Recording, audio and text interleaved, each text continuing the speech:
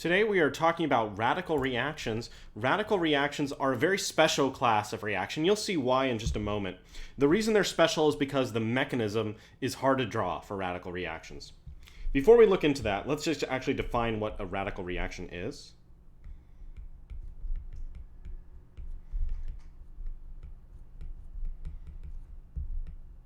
Okay. And before we do that, we need to define what a radical or free radical. Maybe have heard of the term, antioxidants that fight free radicals on the surface of your skin, things like that. All of that's pretty much a mumbo jumbo. But radical refers to a reactive intermediate that has one electron missing. So radical refers to a high energy reactive intermediate, similar to the carbocation. The radicals are typically not stable, with an odd number of electrons. That's really the definition. And because they have unpaired electrons, they tend to be high energy.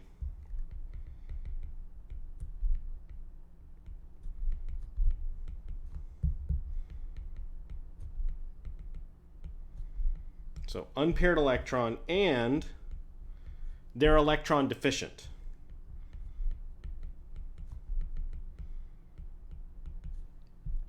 Let's take a look at an example of how radicals can form and what their structure is. So one of the most common atoms that ends up bearing a radical, especially in this part of the class, is going to be bromine. So bromine is large and it can become a radical. And so the radical mechanism, the way a radical is formed, is a bond breaks homolytically. So what I'm showing is, you know that what's inside of a bond is two electrons that are being shared. That's a covalent bond. But if one electron goes on each atom of that bond, we call that homolytic cleavage. And notice that we draw the fishhook arrows, the one-ended arrows. They're not normal arrows. They look like little fishhooks. That shows the movement of one electron. And then if we draw the product of this, let me draw in the lone pairs on our bromines here. And now they're each going to gain one more electron. So this will be bromine with 7 electrons, plus another bromine with 7 electrons. You can see why these would be high energy, because they don't have a satisfied octet. And like I said, this is called homolytic cleavage.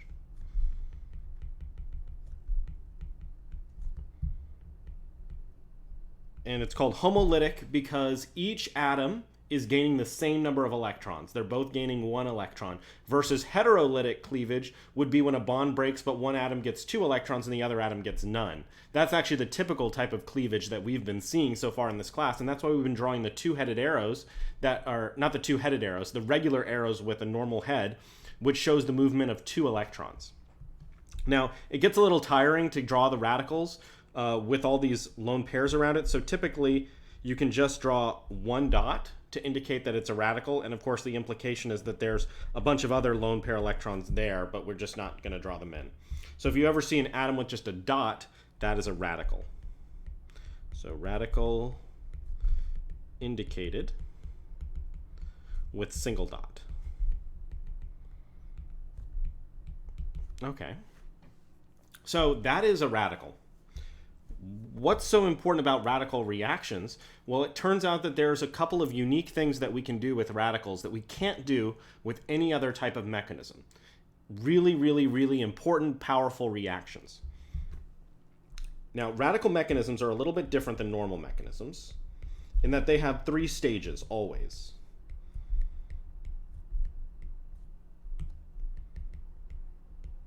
They have 3 stages, and we're actually going to learn 3 reactions of radicals in this class. So 3-stage mechanism, and there's 3 different reactions. So let's take a look.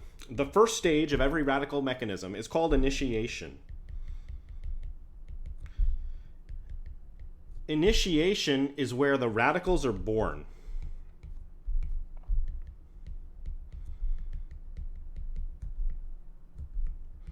And that makes sense. Remember, I mentioned that radicals are not stable. So you cannot buy radicals in the store. There's a few persistent radicals. Those are extremely rare.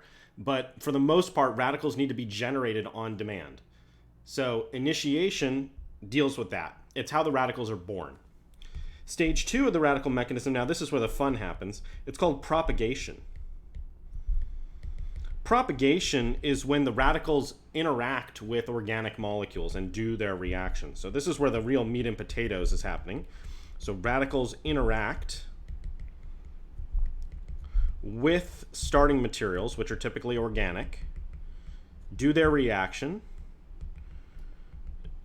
make the product. All the fun stuff is happening in the propagation step. It's also important to note that the propagation step generates radicals in its process. So that's why it's called propagation. We'll see an example. But propagation is kind of related to initiation in that it does the organic reaction, but it also generates more radicals to keep the reaction going. This is sometimes called a chain reaction. And then step 3 is the termination. Termination is how the radicals eventually die.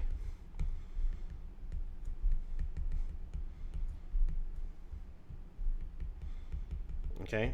We know that radicals are unstable, they don't last forever, so every radical mechanism has what's called a termination pathway where we explain how the radicals die out. Okay? And it's important that your radical mechanism has enough time for the propagation step to proceed with good yield. If the termination step is too fast, the radicals will die before they can interact with the starting materials. Luckily in this class, I've handpicked 3 reactions that have good long propagation steps that create very useful, amazing products. You'll see in just a moment how powerful these reactions are, and they will allow us to do some really cool things in synthesis. Great tools to have in your toolbox. Before I show you those reactions, I just want to mention something about radical stability, because that's going to be important for understanding why the mechanisms occur the way they do. And the radical stability, the good news is it's the same as carbocations. Remember that carbocations have different stability? Because radicals are really a lot like carbocations in that they are electron deficient. Carbocations is carbon with 6 electrons. A radical is carbon with 7 electrons. They both have less than 8, and they both want 8. So in a way, the behavior of carbocations and radicals is very similar. If you recall the order, allylic and benzylic is among the best, followed by tertiary, secondary, and primary is the worst. So best and worst. Okay, primary radicals are very unstable, just like primary carbocations. So like we could do an example here and pick the winner. So who would be more stable? This radical or this radical? Well, the tertiary radical is going to be more stable, so this is your winner. All right. No further ado, let's take a look at reaction 1. Reaction 1 to me is the most amazing. So we start with a real winner here. It's called the radical halogenation of alkanes.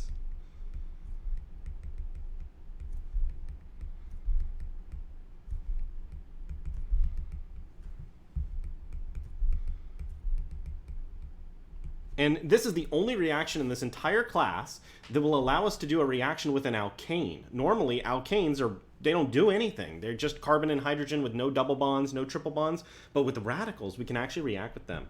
So let's take a look at what this reaction does. If you take an alkane, look at how boring that alkane is. And you treat it with bromine, elemental bromine. It's just Br2. It's diatomic element. And you need to add some H-nu. You know what H-nu is? It's just a fancy way of saying light. Typically requires ultraviolet light. Light can interact with some molecules and generate radicals. That's why sunlight is actually bad for your skin.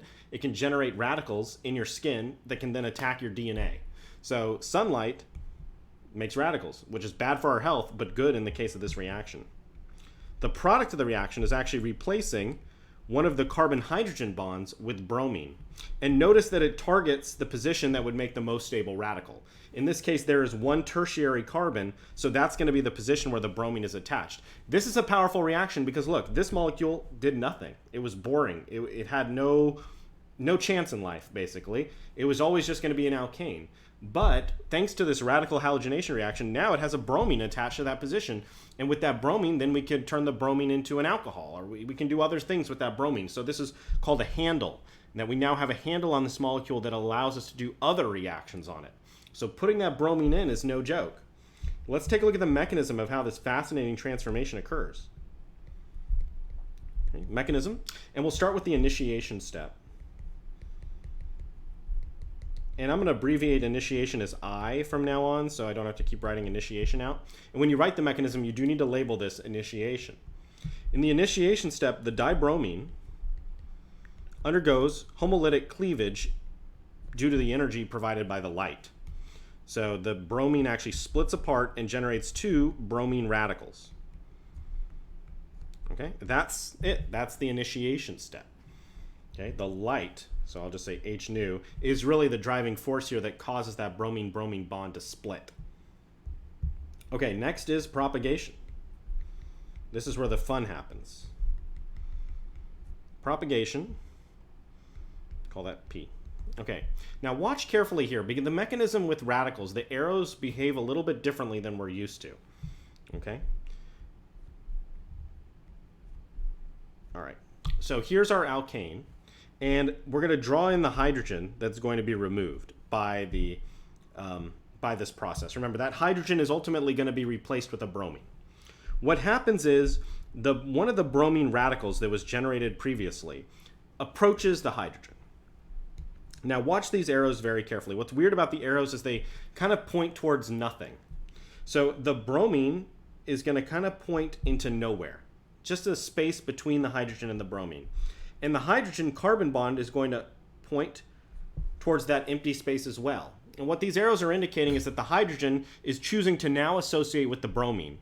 But this bond has two electrons in it, and so the other electron gets dumped onto carbon. So we actually have three fishhook arrows here in this initial propagation step. And that leads to the following situation. We generate a new radical, this time it's carbon-based, and we generate a byproduct of hydrobromic acid. Okay, but it's not done. We're not at the product yet. Now, the radical that we just generated reacts with another molecule of dibromine.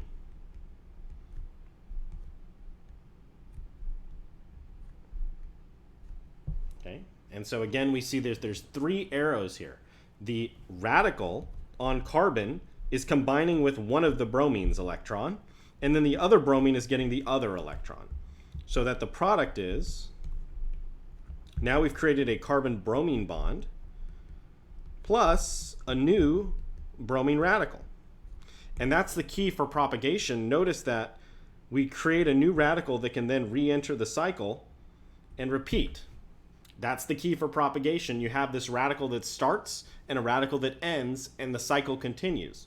Of course, while all this is going on, we have a termination process that's also occurring. Termination is typically accomplished by radical-radical combination. Okay, the termination process looks like this. One possible termination is if you have our alkane radical combined with a bromine radical instead of dibromine. When that occurs, we do get the product out, but that ends the chain reaction because there's no new radical formed. So this is a productive termination pathway, and that it leads to the product. There's a non-productive termination pathway where two bromine radicals could collide with each other and recombine.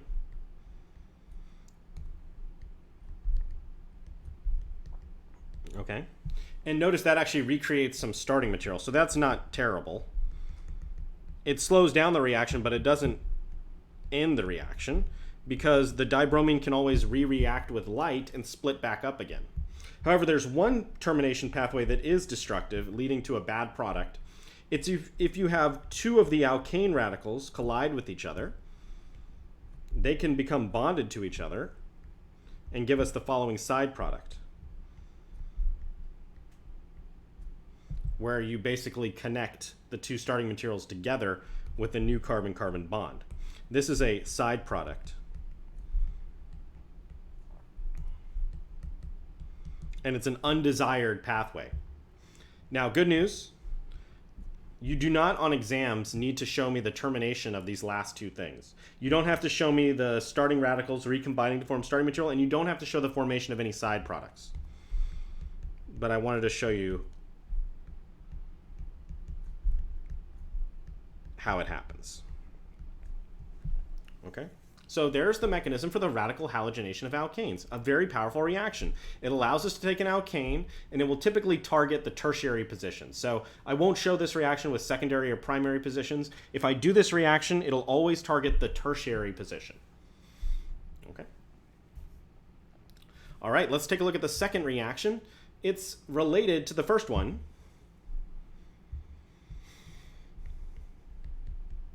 This one is called allelic halogenation.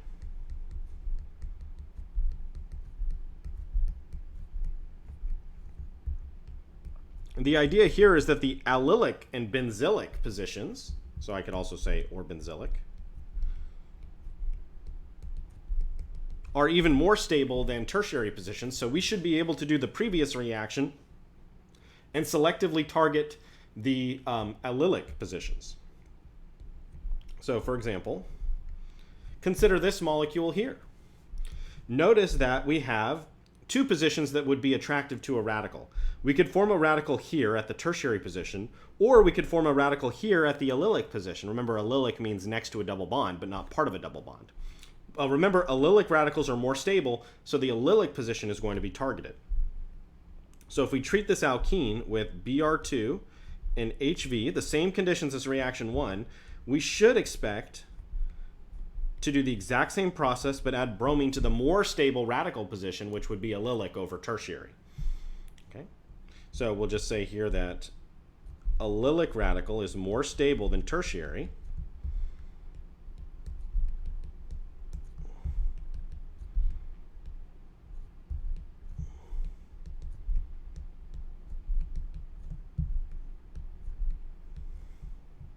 So this position is targeted.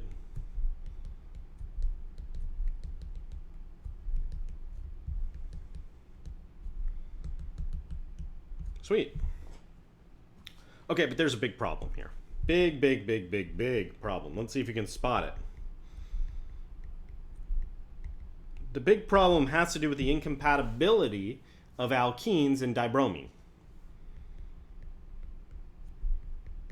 So recall this reaction here. If I take this alkene and I treat it with Br2, the alkene itself reacts with the bromine to form the dibromination product. Remember dihalogenation? It adds two bromines to the alkene. And we would get this product. That's a big problem because just adding a little bit of light may not be enough to stop this preferred reaction of bromine reacting with alkenes. And obviously we know we're going to have an alkene. Since we're doing allelic halogenation, we want to target the position next to the alkene, not react bromine with the alkene. So we need an alternative solution here. We need a way to prevent this side reaction from occurring. The solution? Use an alternative dibromine source, mimic. Use a Br2 mimic. In this case, it's called NBS, which stands for N-bromosuccinimide. Let me show you the structure of NBS. Looks like this. Oops. Nitrogen in a 5-membered ring. Let me move it down a little bit.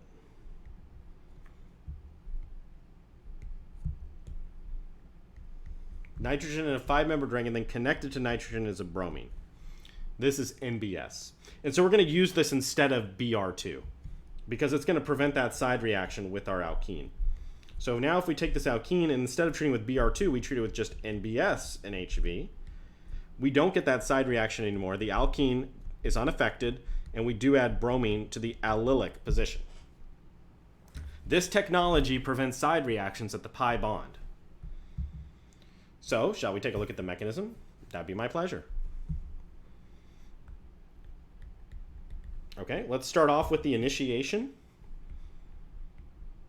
And I'll just abbreviate that I. In the initiation step, it's going to actually start with the NBS. So because NBS is involved with the mechanism, you do need to remember the structure of NBS.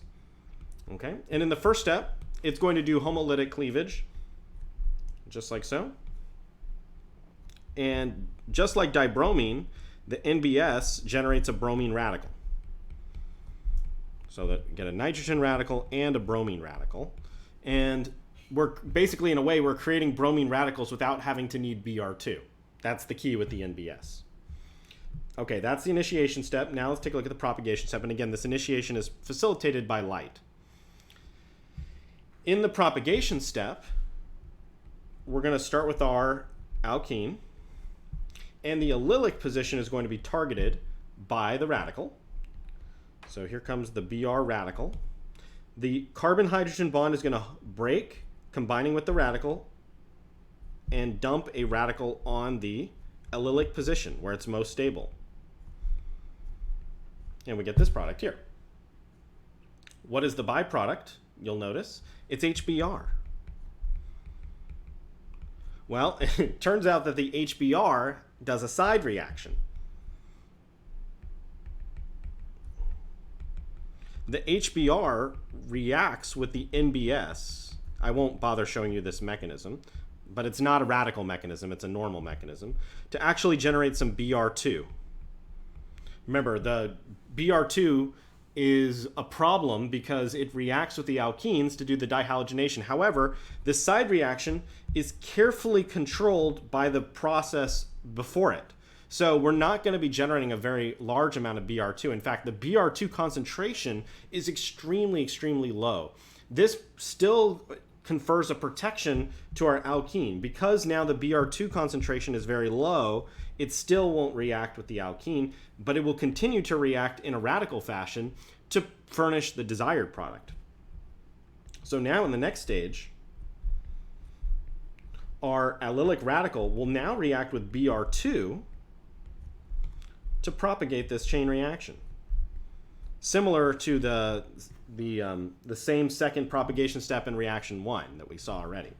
So in other words, the Br2 that's generated by this side reaction enters the propagation cycle to furnish the product. Because now we've created a new bromine carbon bond plus a new Br radical. So you can see the NBS is doing a great job. The NBS is doing two things at once. The NBS generates the initial bromine radical that gets everything started, and then one of the products of the propagation step, HBr, engages in a side reaction with that remaining NBS to generate some Br2, but keeps the concentration low because of how these reactions are nested within each other. Keeping the Br2 concentration low is critical to making sure the alkene doesn't get destroyed inadvertently. Then the Br2 that's created enters the radical cycle and starts generating more bromine radicals of its own.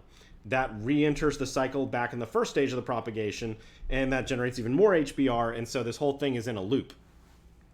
Of course, while all this is going on, there's termination pathways that are conspiring to bring this whole fun game to a screeching halt. And hopefully all the starting material reacts before it all happens. One termination pathway is the two bromines can recombine to generate dibromine. Okay, that's one termination pathway. Of course, the dibromine can then re-enter the cycle here, and things can keep going as planned. But one termination pathway is game over. That's if two of the allylic radicals recombine.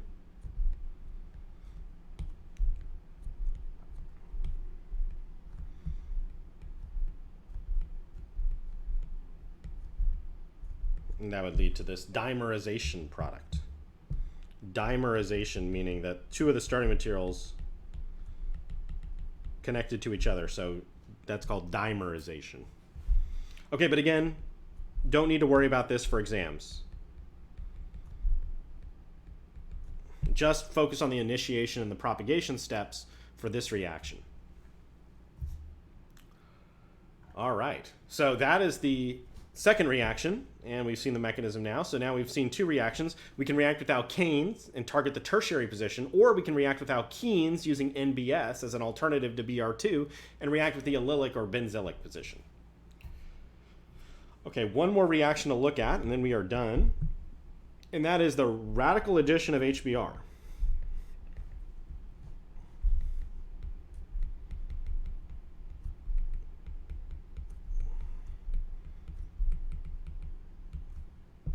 I want you to compare a reaction we've already seen before. It's the reaction of alkenes with HBr.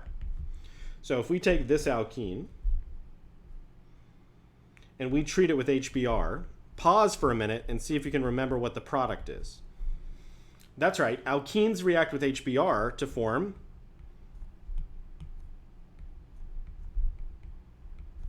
halides. It's the hydrohalogenation reaction. Remember that the alkene gets protonated by the HBr to generate a carbocation at the more substituted position, and then the bromine attacks the carbocation to give the alkyl halide product.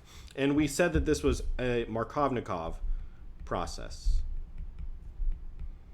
in that the rich got richer. The hydrogen of the HBr ended up on the carbon with the most number of hydrogens to start with. In other words, the hydrogen ended up on the capping end carbon on the left. Now, we can actually change this process to be non-Markovnikov if we transfer over to a radical manifold. So, same starting material, same HBr. We're just going to add something called ROOR. Now, this is an abbreviation. The R just stands for a carbon. This is a peroxide. And it is acting as a radical initiator.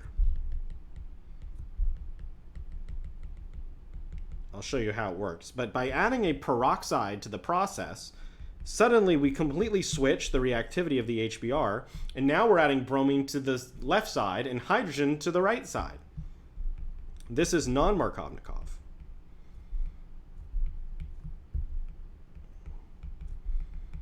Interesting.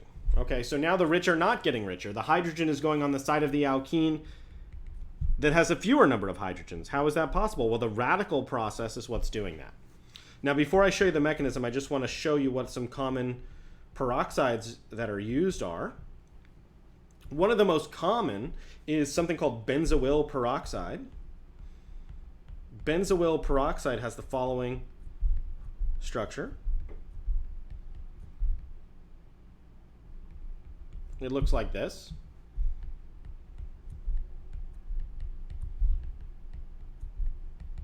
It may actually be pronounced benzoyl peroxide. I don't know. I always called it benzoyl peroxide. And this is actually sometimes found in face washes at low concentration. So if you have acne, or if you've ever had acne or had a family member with acne, I used to have terrible acne when I was in high school. Benzoyl peroxide face washes are really effective at killing the bacteria that cause acne. So they generate peroxides. They generate radicals, I'm sorry. The peroxide generates radicals that damages the bacteria that cause acne and killing them. So it's an antibacterial in that sense. If you've ever used benzoyl peroxide products, you know that it says in the label, avoid sunlight. And the reason for that is that the benzoyl peroxide reacts with the sun to generate radicals that can not only damage the acne bacteria, but can actually start to damage your skin. You can get terrible sunburn if you use benzoyl peroxide and then go in the sun without sunblock. Another peroxide that's commonly used is the tert-butyl peroxide. Looks like this.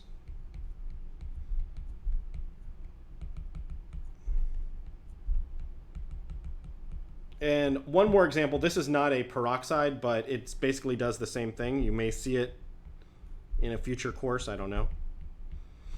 This is called AIBN. And it is also a radical initiator, similar to a peroxide. One thing that all three of these things have in common, they're all explosive. So be careful. The reason they're explosive is because they have this possible pathway for a chain reaction. Whenever you have a chain reaction, that leads to things going out of control, especially if you have a fuel source like carbon present. So you need to be very careful with all of these substances. They are dangerous. So for that reason, you don't want to do these reactions on a very large scale. This is something you definitely want to do on a small amount of organic material. You do not want to do this in an industrial vat. You could have real problem. Peroxides are very dangerous. Okay, let's take a look at the mechanism and then we are done. So first we'll start off with the initiation step. In the initiation step, the peroxide is going to initiate the process. And generally it's initiated by some heat. the peroxide will just sort of homolytically cleave to generate some oxygen radicals. So this could be the terp-butoxide radical, it could be the benzoyl radical. Regardless, everything gets started when this peroxide splits open into two radicals. Now, one of these peroxide radicals is going to react with HBr in the following way. It's going to remove a hydrogen from the HBr to generate an alcohol product, ROH, plus Br dot. And this bromine radical is going to be the key player in the propagation step. Propagation is next. Okay, now in the propagation step, the bromine radical approaches the alkene. Let me draw this alkene here. Okay. And because we want to generate more stable radicals, the bromine adds to the less substituted side so that the radical forms on the more substituted side. That explains the regioselectivity. Now we're getting a tertiary radical because the bromine added to the less substituted side. So Br dot adds to less substituted side.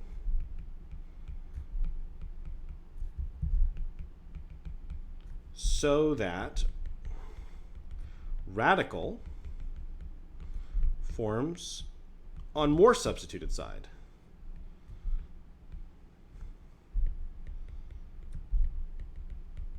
Okay, and that makes sense. And we're not done with our propagation yet. Okay, we still have a radical at this position, but it needs to get replaced with a hydrogen. So a molecule of HBr comes along. The radical combines with the H of the HBr and generates another bromine radical, causing the cycle to continue. Now there's a hydrogen here, not shown. You don't have to draw that in because it's an implicit hydrogen, plus another bromine radical which can re-enter the cycle. As always, we do have a termination pathway. The most common termination pathway in this reaction would be the bromine radicals reacting with each other to form Br2. Okay, so that's possible. Side reaction that can occur. Okay, so those are the three radical reactions that you need to know in this class. So the first one, very important because it is our only reaction that does something to alkanes. So reaction 1 will allow us to take an alkane and add a bromine to the tertiary position. Very powerful reaction. Reaction 2, the allelic halogenation, well, we saw that the initial conditions are not going to work for us so well because the Br2 can engage in a side reaction with the alkene. So instead, we use an alternative, NBS, in light, to selectively add bromine to the allylic position of alkenes. And then finally, we looked at reaction 3, which was sort of comparable to the addition of HBr to alkenes. However, by adding a peroxide, we instead add the bromine to the less substituted side versus the more substituted side. This reaction we originally saw in the alkenes lesson, and this is a new reaction of alkenes that we're seeing in the radical lesson. Okay? And the key, of course, was the addition of the peroxide radical initiator, which could be benzoyl peroxide, terp-butyl peroxide, or AIBN. Although typically I'm just going to write ROOR for generic peroxide. All right, so that's all you need to know about radical reactions. I hope you enjoyed that.